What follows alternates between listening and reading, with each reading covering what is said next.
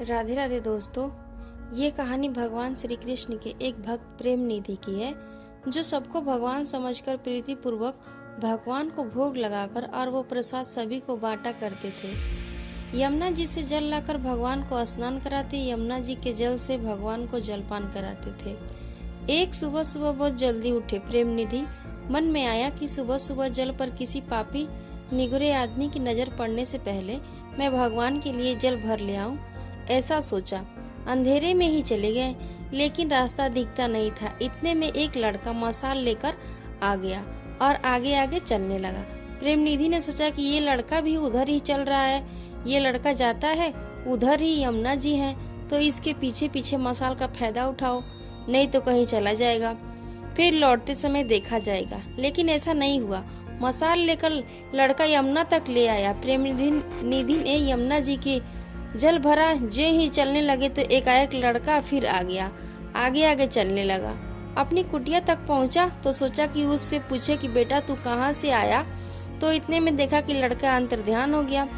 प्रेम निधि भगवान के प्रति प्रेम करते तो भगवान भी आवश्यकता पड़ने पर उनके लिए कभी किसी रूप में उनका मार्गदर्शन करने आ जाते।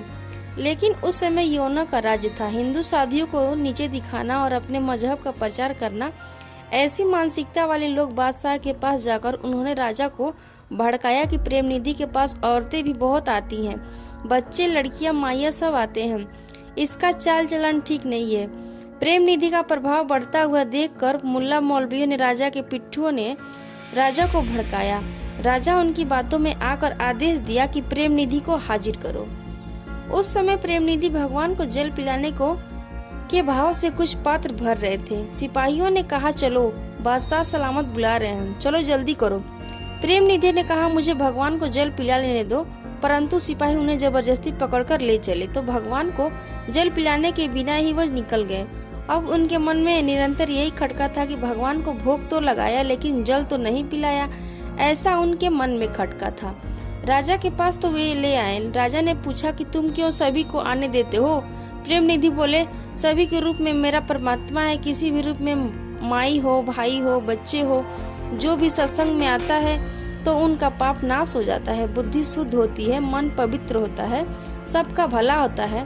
मेरा तो गृहस्थ जीवन है, भले ही मैं गृहस्थ हूँ, भगवान के आश्रय में रहता हूँ, परंतु फिर भी गृहस्थ परंपरा में ही तो मैं जी रहा हूँ। बादशाह ने कहा कि तुम्हारी बात तो सच्ची लगती है, लेकिन तुम काफिर हो। जब तक तुम सही हो, तुम्हारा यह परिचय नहीं मिलेगा, तब तक तुमको जेल के कोठरी में बंद करने की इजाजत देते हैं। बंद कर दो इसको।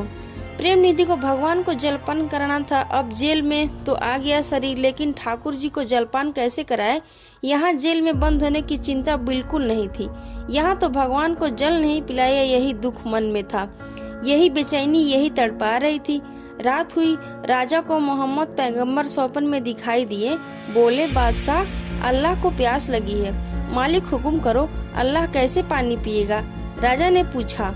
बोले, जिसके हाथ से पानी पिएगा उसको तो तुमने जेल में डाल रखा है।